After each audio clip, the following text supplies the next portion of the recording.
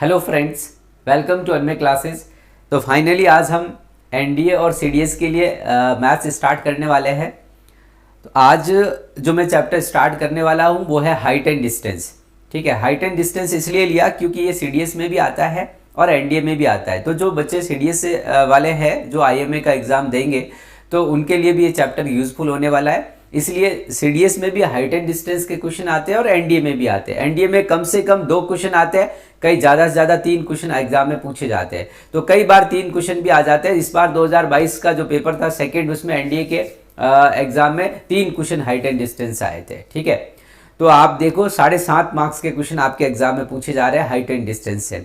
तो अब height and distance के क्वेश्चन को हम किस तरीके से सॉल्व करेंगे वो यहाँ पे समझेंगे। तो मैं यहाँ पे हाइट एंड डिस्टेंस को पूरा कंप्लीट करवाऊंगा। तो 3 टाइप के क्वेश्चन हम लेंगे। हम मतलब हमारे जो एग्जाम में प्रॉब्लम आती है वो 3 तरह के क्वेश्चन होते हैं। ठीक है, टाइप फर्स्ट में एक तरह के क्वेश्चन लेंगे, टाइप सेकंड में दूसरे तरह का पैटर्न लेंगे और टाइप 3 में हम तीसरे तरह के पैटर्न लेंगे। ठीक है, सारे क्वेश्चन हाइट एंड डिस्टेंस से जो भी क्वेश्चन आप मतलब आपके एग्जाम में आएगा वो आपसे आराम से सॉल्व हो जाएगा और बहुत जल्दी बहुत फास्ट आप एग्जाम में क्वेश्चन सॉल्व करेंगे। ठीक है, तो उससे पहले हम कुछ कॉन्सेप्ट को समझेंगे, मतलब टाइप फर्स्ट को समझेंगे। उसके अंदर हम ये समझेंगे कि टाइप फर्स्ट के अंदर जो हमारे प्रॉब्लम होती है यानी जो क्वेश्चन आते हैं वो किस तरीके के होते हैं। ठीक है, उसके डायग्राम कैसे बनेंगे और उसका जो ट्रायंगल राइट एंगल ट्रायंगल बनेगा तो उसका साइड का रेशियो क्या होगा। तो जब हम क्लास 10th में हाइट एंड डिस्टेंस करते थे तो उस तरीके से यहाँ पे नहीं करेंगे। हम ट्रिग्नोमेट्रिक रेशियो का डायरेक्ट यूज करते हुए साइड की जो राइट एंगल ट्रायंगल है जिसमें मुझे हाइट निकालनी है किसी टावर की, ठीक है, मीनार की बेस से जो है फुट से किसी पॉइंट तक की डिस्टेंस निकालनी है। तो ये सारी चीज़ें निकालने के लिए हम रेशियो का यूज़ करते हुए सीधा सा फटाक से विदिन सेकेंडों के अंदर हम क्वेश्चन को सॉल्व कर लेंगे। तो क्या तरीका हमारा रहेगा उसको हम यहाँ पे समझते हैं। तो देखो, समझते वक्त थोड़ा सा आपको टाइम लगाना है, कोई दिक्कत नहीं, फिर समझने के बाद आप आराम से करेंगे। सीखते वक्त टाइम लगता है। ठीक है, तो मैं बड़े आराम से कॉन्सेप्ट से समझाऊंगा। ठीक है, ओके। और प्रीवियस ईयर क्वेश्चन भी आपको यहाँ पे करवाऊंगा कि आपके एग्जाम में टाइप फर्स्ट, आज मैं टाइप फर्स्ट ले रहा हूँ, टाइप फर्स्ट से एग्जाम में किस तरह के क्वेश्चन आपके एग्जाम में आए हैं उनको मैं यहाँ पे करवाऊंगा। ठीक है, और हमें टाइप फर्स्ट के क्वेश्चन के अंदर क्या ध्यान रखना है। तो देखो, सबसे पहले स्टार्ट करते हैं। आज हम हाइट एंड डिस्टेंस जब पढ़ रहे हैं तो इसके अंदर ये बात आप सभी जानते होंगे, ये हमारी हॉरिजॉन्टल लाइन है और अगर मेरा ऑब्जेक्ट यहाँ पे है, यहाँ पे अगर मेरा ऑब्जेक्ट है तो इस हॉरिजॉन्टल से जब मैं यहाँ ऑब्जेक्ट को देखता हूँ तो इस हॉरिजॉन्टल के साथ मेरा जो ऑब्जेक्ट के देखने पर जो एंगल बनता है वो मेरा एंगल ऑफ एलिवेशन होता है। ठीक है, यानी हिंदी में उसको आप उनियन कोण बोलते हैं। कौन सा? उनियन कोण बोलते हैं, ये आप सभी जानते हैं। ओके, अगर मैं यहाँ से ये कह रहा हूँ कि इस हॉरिजॉन्टल से अगर मेरे पास यहाँ नीचे कोई ऑब्जेक्ट है और उसको अगर मैं देखता हूँ तो जब ऊपर से नीचे की तरफ देखता हूँ तो ये जो एंगल बनता है हॉरिजॉन्टल के साथ उसको एंगल ऑफ डिप्रेशन बोलते हैं। ठीक है, यानी हिंदी में इसको आप जो है वो अवनमन कोण बोलते हैं। क्या बोलते हैं? अवनमन कोण बोलते हैं। ठीक है, ओके। तो देखो, यहाँ ये एंगल ऑफ एलिवेशन और ये होता है एंगल ऑफ डिप्रेशन। ठीक है, इसमें कोई ज्यादा कंफ्यूज होने की जरूरत नहीं है। नीचे देखते वक्त हॉरिजॉन्टल के साथ जो एंगल होता है वो एंगल ऑफ डिप्रेशन है, ऊपर देखते वक्त एंगल ऑफ एलिवेशन होता है। न्यूमेरिकली इनकी वैल्यू ठीक ही होती है, सेम, मतलब ठीक क्या, सेम ही होती है। ठीक है, तो आपको कोई कई बार ये दे रखा है तब भी हम इसको कैलकुलेट करके निकाल सकते हैं, ये दे रखा है तब भी ये ले सकते हैं। ठीक है, ओके, वो हम क्वेश्चन के अंदर समझेंगे कि कब हमें एलिवेशन डिप्रेशन दिया हुआ तब भी हम एलिवेशन लेके क्वेश्चन को सॉल्व कर लेंगे।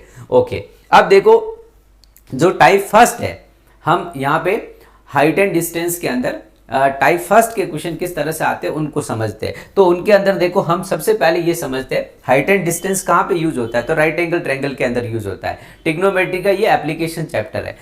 अब देखो, यहाँ पे हम जो बात करेंगे, सीडीएस में भी यहाँ से क्वेश्चन आते हैं, सीडीएस के एग्जाम के भी यहाँ पे मैं प्रीवियस ईयर के क्वेश्चन करवाऊंगा। तो सीडीएस वाले बच्चे के लिए भी ये चैप्टर बहुत इंपॉर्टेंट है। यहाँ से भी 2 क्वेश्चन आपके एग्जाम में भी पूछे जाते हैं। ओके, तो देखो, ये मेरा राइट एंगल ट्रायंगल, मैंने 3 तरह के राइट एंगल ट्रायंगल बनाए। अभी जो आज हम सब पढ़ने वाले हैं वो टाइप फर्स्ट पढ़ेंगे। क्या पढ़ेंगे? Type first. मतलब टाइप फर्स्ट में हमारे क्वेश्चन की लैंग्वेज क्या होगी, ठीक है, उसको हम समझेंगे। देखो, तो मैंने यहाँ पे 3 राइट एंगल ट्रायंगल बनाए। 3 राइट एंगल ट्रायंगल में अगर मुझे ध्यान देना, ये एंगल मेरे पास 30 डिग्री दिया हुआ है और इसके अंदर ये वाला एंगल मुझे अगर 60 डिग्री दिया हुआ है ठीक है। और ये वाला एंगल अगर मुझे 45 दिया हुआ है, मतलब 3 तरह के केसेस हो सकते हैं राइट एंगल ट्रायंगल में। पहले वाले टाइप में हम बात करेंगे 3 तरह के केसेस, जनरली आपको यही केसेस देखने को मिलते हैं। तो देखो 30 दिया है ये एंगल ऑफ एलिवेशन अगर आपको 60 दिया हुआ है, या एंगल ऑफ एलिवेशन अगर आपको 45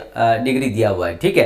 तब देखो हमें क्या करना है कि हमें यहाँ पे ये जो हमारे पास राइट एंगल ट्रायंगल है, तो ये मान लो कि एक ABC राइट एंगल ट्रायंगल मेरे पास, ये भी मान लो ABC एक राइट एंगल ट्रायंगल है, ठीक है। इसमें क्या है कि एंगल जो है, एंगल ऑफ एलिवेशन जो है वो अलग अलग दिया हुआ है मुझे तीनों में। तो समझना क्या है, समझने वाली बात क्या वो समझना। यहाँ पे ये एंगल ऑफ एलिवेशन 30 है, तो ये राइट एंगल ट्रायंगल है, तो ये तो एंगल हमारा 90 डिग्री होगा। तो ये वाला एंगल कितना होगा, ये आपका 60 डिग्री हो जाएगा। तो अब देखो समझने वाली बात जो है वो ये है कि मेरे पास अगर ये एंगल 30 डिग्री है, तो इसके सामने वाली ये जो साइड होती है वो हमेशा परपेंडिकुलर होता है। ध्यान देना, राइट एंगल ट्रायंगल में जो भी एंगल अगर आपको फाइंड करना है, वो जो एंगल कंसीडर कर रहे हो, अगर आप ये एंगल कंसीडर कर रहे हैं तो इसके सामने वाली साइड क्या होती है, परपेंडिकुलर होती है। तो ये वाला आपका बेस होगा, ठीक है। और हाइपोटेन्यूस इसमें फिक्स रहता है, 90 के सामने वाला आपका हाइपोटेन्यूस होता है। ओके, तो देखो ये बात सब आप जानते हैं। अब मैंने कहा कि 30 के सामने वाली ये जो AB साइड है, ठीक है, यानी ये इस ट्रायंगल की हाइट है, तो ये जो हाइट है इसका रेशियो क्या होगा, मतलब ये जो साइड है इसकी साइड का रेशियो हमें पता चल जाता है। तो जब ये 30 होता है तो ये सामने वाली साइड का रेशियो आपको 1 यूनिट लेना है। और ये जब एंगल 60 डिग्री होता है ना, तो इसके सामने ये जो BC यहाँ पे है 60 के सामने वाली साइड, इसका रेशियो जो है वो कितना लेना है, √3 लेना है, ठीक है। और 90 डिग्री के सामने जो ये हाइपोटेन्यूस है AC, इसका जो रेशियो होता है वो 2 यूनिट में होता है। यानी आपको क्या ध्यान रखना है, ध्यान देना कि अगर ये राइट एंगल ट्रायंगल है और 60, 30, 90 इस तरह से आपके एंगल दे रखे हैं, तो जो 30 के सामने वाली साइड हो गया उसका साइड का जो रेशियो आ जाता है वो 1 यूनिट होता है। इस वाले बेस का √3 होता है 60 के सामने वाले, और 90 के सामने वाले 90 डिग्री के सामने वाली साइड का 2 यूनिट होता है, ठीक है, यानी 2 इकाई होगा। अभी ये क्या है अभी मैं समझा रहा हूं, अभी सिर्फ आप रेशियो याद रखें। इसको क्वेश्चन के अंदर कैसे यूज करना है, कैसे अप्लाई करेंगे, और क्वेश्चन फास्ट हम कैसे सॉल्व करेंगे। फिलहाल अभी आपको यह समझना है कि राइट एंगल ट्रायंगल के अंदर 30 डिग्री के सामने वाली साइड का रेशियो 1 यूनिट, 60 के सामने वाला √3 और 90 के सामने वाला 2 होता है। ओके, अब देखो अगर मैं इसके एंगल ऑफ एलिवेशन अगर ये एंगल चेंज कर दूं, देखो राइट एंगल ट्रायंगल है तो ये तो 90 रहेगा, और ये दोनों एंगल अगर चेंज कर दूं, ये 30 इधर है, अब की बार मुझे ये 30 दिया हुआ है और ये 60 दिया हुआ है, तो देखो ये आपका परपेंडिकुलर होगा।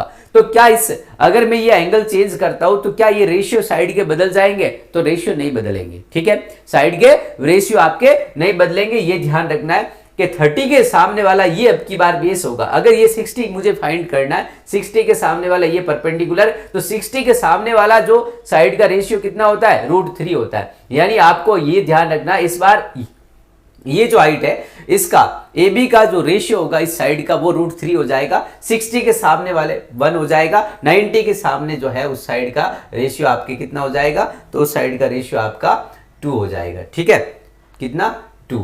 तो 90 के सामने हाइपोटेन्यूस का 2 रहता है जब ये दोनों एंगल क्या 30 और 60 होते हैं, तो ये तो 2 फिक्स है, 30 के सामने 1 यूनिट, 60 के सामने √3। वैसे आप ये भी याद रख सकते हो कि देखो जो एंगल बड़ा होता है, ट्रायंगल की प्रॉपर्टी क्या होती है, जो एंगल बड़ा होता है उसके सामने वाली साइड बड़ी होती है।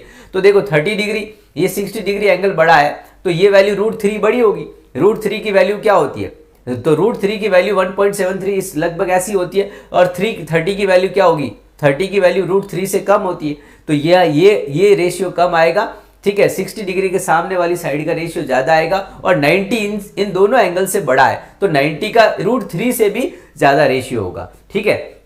यानी जो एंगल बड़ा होगा उसके सामने वाली साइड बड़ी होती है, तो उसका रेशियो भी बड़ा होगा। ओके, अगर भूल जाओ तो ऐसे याद रखना है कि 30 के सामने 1 होता है, 60 के सामने वाली साइड का रेशियो √3 होता है, 90 के सामने 2 होता है। अब देखो यहाँ पे ये दोनों समझ गए। इसके बाद अगर मैं यहाँ पे ये कह रहा हूँ, ये दोनों तो सेम ही थे, बस लिखने का क्या कि यहाँ 30 की जगह 60 आ गया, ठीक है। यहाँ पे हमारे पास 30 की जगह इसमें 60 ले लिया। साइड का रेशियो क्या है, 1 √3 और 2 है। अब देखो यहाँ पे हम देखते हैं, ये मेरा राइट एंगल है, तो ये तो मेरा एंगल कितना होगा 90 डिग्री। ये वाला एंगल मेरे पास कितना हो जाएगा 45, क्योंकि angle sum property of triangle क्या कहती है कि त्रिभुज के तीनों कोणों का योग क्या होना चाहिए, 180 डिग्री होना चाहिए। ठीक है, तो यहाँ पे ये 45 45 90 होगा, तो ये क्या होंगे, तीनों एंगल्स इनका सम 180 होगा। ठीक है, अब ये भी 45 45 है, तो ट्रायंगल की प्रॉपर्टी होती है कि अगर दो एंगल इक्वल है तो उसके क्या क्रॉसपोंडिंग अपोजिट जो साइड्स होती है वो भी क्या होती है, क्रॉसपोंडिंग अपोजिट साइड वो भी इक्वल होती है। तो ये दोनों AB और BC ये दोनों साइड भी इक्वल होगी, यानी इसका रेशियो 1 यूनिट में होगा, इसका रेशियो भी 1 यूनिट में होगा। तो ये जो हाइपोटेनियस है इसमें 90 डिग्री के सामने वाली, इसमें इस वाले ट्रायंगल के अंदर इसका जो रेशियो होगा वो क्या होगा, √2 होगा। तो आपको हमेशा ये ध्यान रखना है कि राइट एंगल ट्रायंगल के अंदर हाइपोटेनियस √2 तब होता है जब ये दोनों एंगल जो है वो बाकी दोनों एक्यूट एंगल जो आपको दे रखे हैं वो कितने 45 45 के होंगे। तो ये परपेंडिकुलर और बेस हमेशा 1 1 यूनिट में होगा। जब आपने ये 3 केस बनेंगे, टाइप फर्स्ट के अंदर ये 3 केस बनेंगे, आपको इनके साइड का ये रेशियो याद रखना है। यानी क्या याद रखना है, देखो ऐसे अगर मेरे पास 30 डिग्री एंगल है, 60 डिग्री एंगल है और 90 डिग्री एंगल है, राइट एंगल में ये एंगल है, तो अगर यहाँ पे 30 है तो 30 के सामने वाली साइड का जो रेशियो होगा वो 1 यूनिट, 60 है तो कितना होगा √3, 90 है तो कितना होगा 2। ठीक है, आप इस तरह से भी याद रख सकते हैं कि अगर मेरे पास 45 है, 45 एंगल है और 90 डिग्री एंगल है, तो 1 1 और √2 होगा, यानी साइड का रेशियो 1 1 √2, ये आपको याद रखना है।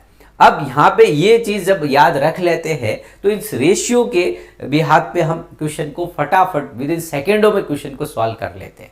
तो टाइप फर्स्ट के अंदर मैंने क्या समझाया कि आपके एंगल जो हो सकते हैं वो 30 60 और 45 इस तरह से एंगल हमें दिए हुए होते हैं। कौन से, एंगल ऑफ एलिवेशन और एंगल ऑफ डिप्रेशन इसी तरह से दिए हुए होते हैं। तब हमारा जो इनके साइड का रेशियो है वो हमने ये बताया कि ये होता है, ये आपके माइंड में सेट करना है। ठीक है, और इससे हम फटाक से क्वेश्चन को सॉल्व कर देंगे। ठीक है, तो अब देखो कुछ प्रीवियस क्वेश्चन जो है कैसे सर इनका यूज करेंगे तो वो क्वेश्चन के अंदर समझते हैं। ठीक है, तो प्रीवियस ईयर क्वेश्चन जो है वो लेते हैं हम और सॉल्व करते हैं। देखो यहाँ पे जैसे यहाँ पे ये मेरे पास एक फर्स्ट क्वेश्चन है, जरा समझना इसको।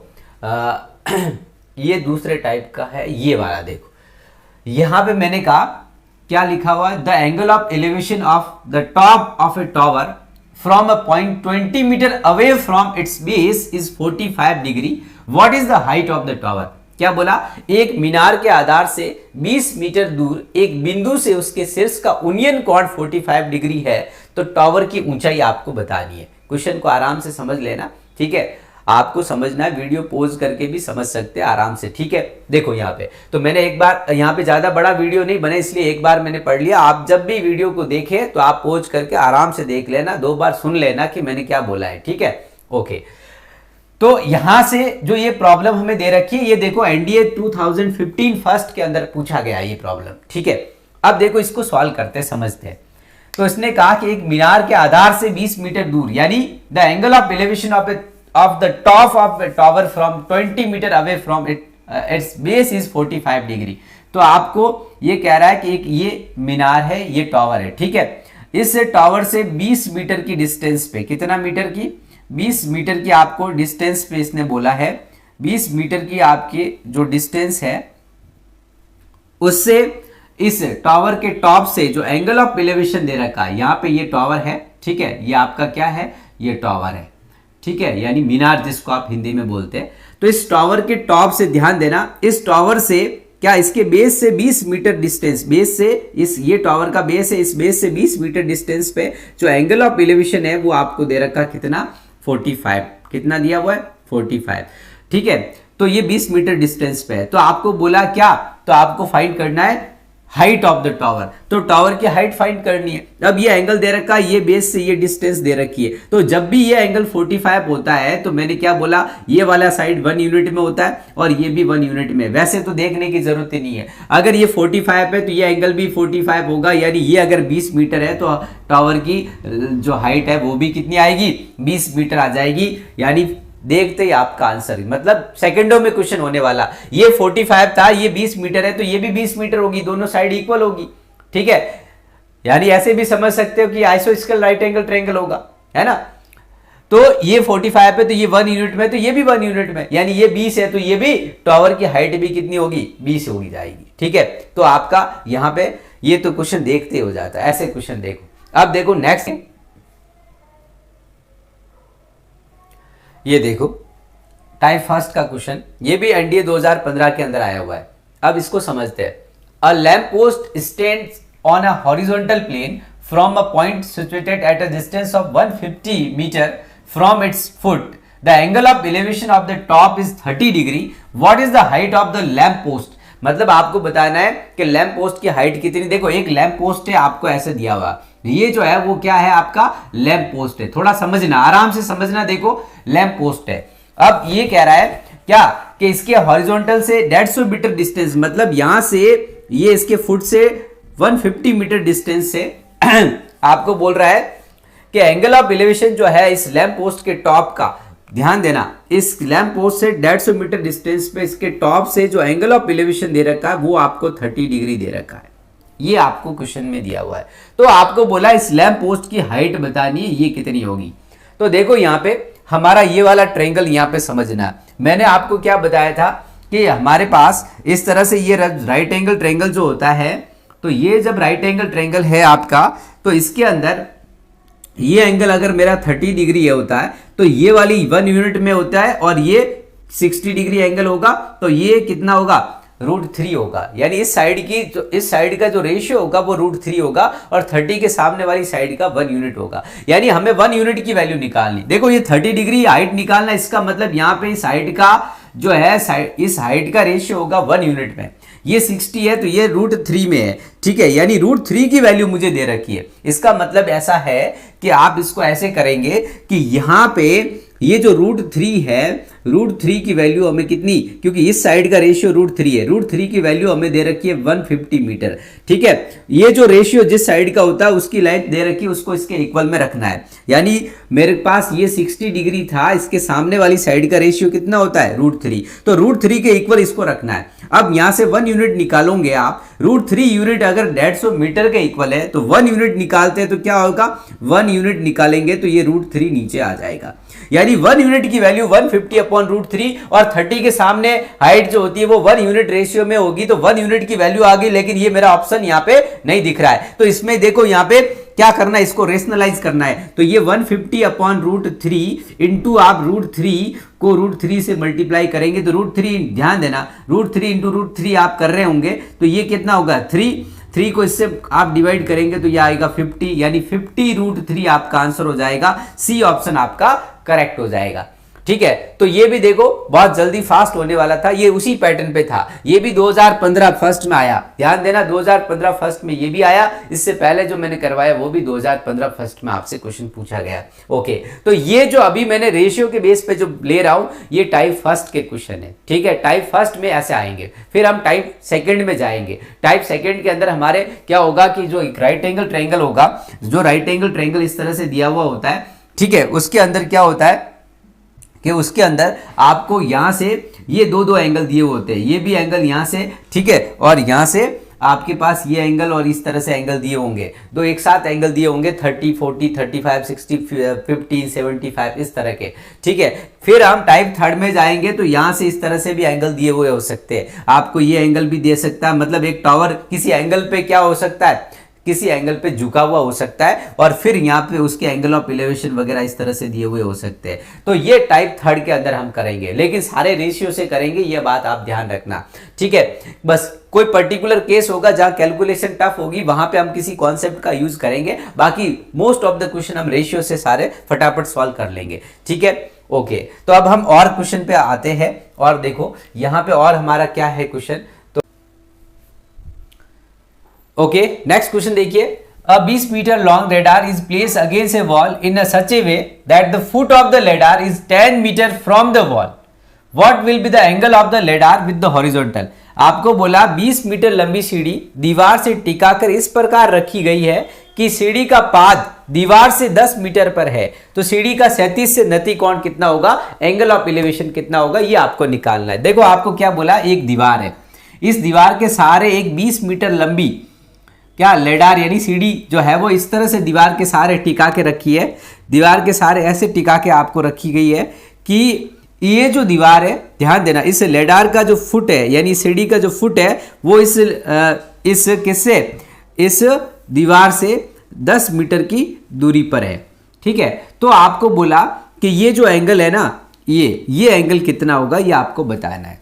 तो ये आपको एंगल निकालना है, यानी ये एंगल ऑफ एलिवेशन, ये थीटा, ये एंगल आपको बताना है कितना होगा। तो ऑप्शन में आपके एंगल दे रखे हैं, आपको यहां से बताना है। तो देखो मुझे ये एंगल निकालना है, तो ये अगर ये साइड का रेशियो पता चल जाए तो हो जाएगा। तो दो साइड दे रखी है, ध्यान देना, ये राइट एंगल ट्रायंगल, ये हाइपोटेन्यूस हो गया, ये बेस हो गया। अगर इन दोनों का रेशियो देखूं तो 1:2 है। अगर 20 और 10 का रेशियो लूं तो 1:2 है। और किसी भी राइट एंगल में अगर हाइपोटेन्यूस 2 होता है और कोई भी एक साइड अगर 1 यूनिट में है तो दूसरी √3 यूनिट में होती है। और अगर ये साइड का रेशियो √3 है तो √3 के सामने एंगल कितना होता है, 60 डिग्री होता है, यानी आपका सी ऑप्शन करेक्ट हो जाएगा।